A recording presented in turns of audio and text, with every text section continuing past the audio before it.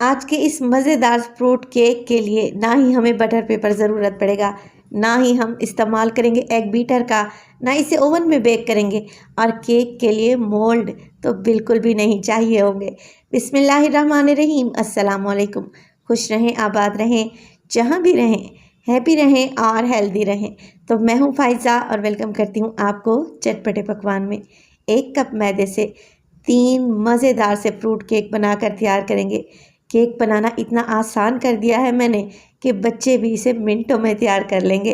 Recipe को अंत तक देखें, अच्छी लगे लाइक कर दें और चटपटे पकवान को सब्सक्राइब भी कर लें। तो चलें फिर जल्दी से रेसिपी स्टार्ट कर लेते हैं।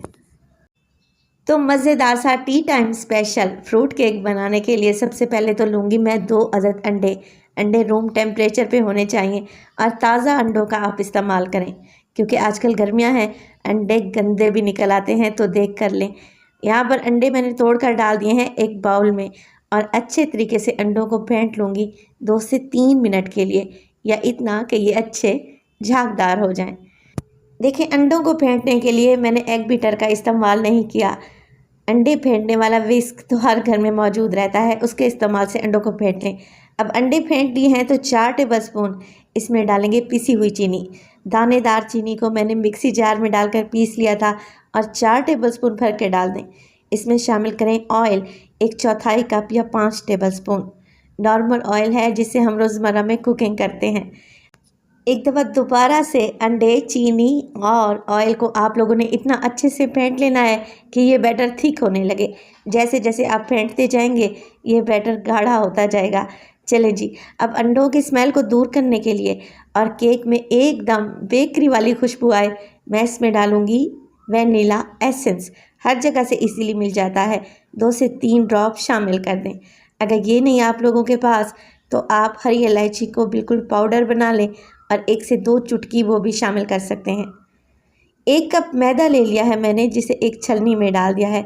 घर में चाय पीने वाला कोई भी नॉर्मल कप आप लोग सेट कर लें। मैदे को स्ट्रेनर की मदद से छान कर डालें ताकि गुठलियाँ भी ख़त्म हो जाएं और केक में अच्छी सी एयर डेवलप हो जाए, जिससे केक बहुत ही सॉफ्ट और स्पंची बनेगा इंशाअल्लाह ताला।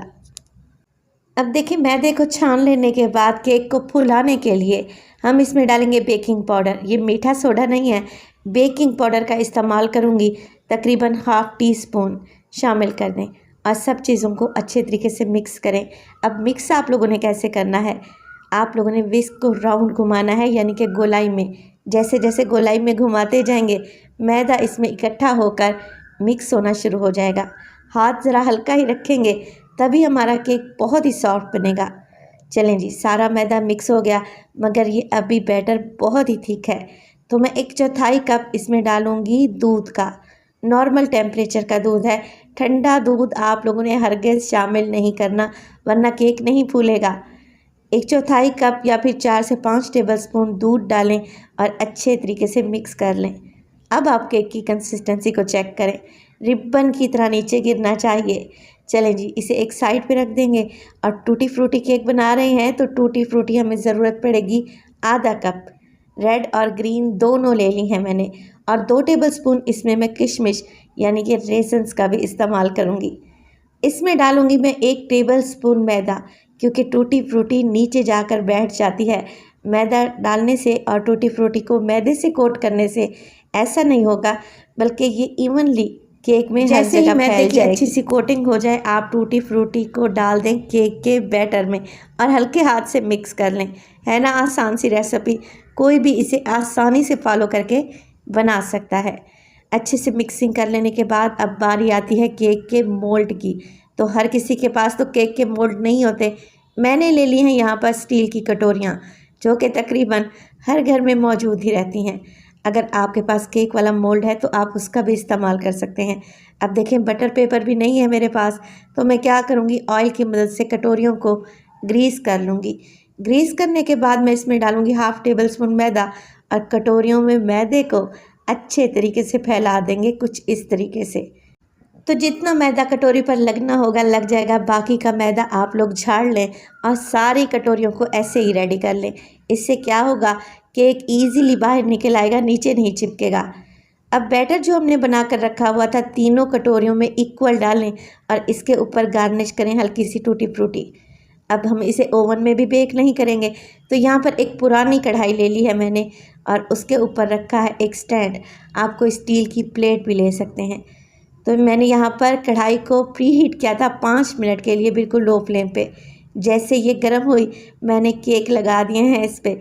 कवर लगाकर तकरीबन 35 से 40 मिनट के लिए इसे बेक करेंगे और आपने लिड को नहीं खोलना, यानी कि ढक्कन नहीं हटाना। अगर ढक्कन आप लोगों ने हटा दिया तो केक का बैटर फ़ौरन नीचे, तो बिल्कुल दम वाली फ्लेम पे आपको तकरीबन 40 मिनट भी लग सकते हैं। जब केक पर अच्छा सा कलर आ जाए एक टूथपिक की मदद से चेक करें, सेंटर में टूथपिक डालें। अगर ये क्लियर आ रही है तो इसका मतलब है हमारा फ्रूट केक एकदम रेडी है। तो हल्का सा फ्रूट केक को ठंडा करें और ठंडा करने के बाद आप छुरी की मदद से इसके किनारों को हल्का हल्का सा रिमूव करें तो केक ईज़िली डीमोल्ड हो जाएगा। और देखें ये कितना परफेक्टली कुक हुआ है, नीचे से बिल्कुल भी नहीं जला। और मैं आपको कटोरी भी चेक करवा देती हूँ, कटोरी भी एकदम नीट एंड क्लीन है, ये भी देखें नहीं जली। कुछ इस तरीके से हम अपने केक तैयार करेंगे। और अभी मैं आपको केक काट कर भी दिखाती हूँ। ये बेहतरीन बने हैं, सॉफ्ट हैं और मुंह में घुलते जाएंगे इंशाल्लाह ताला।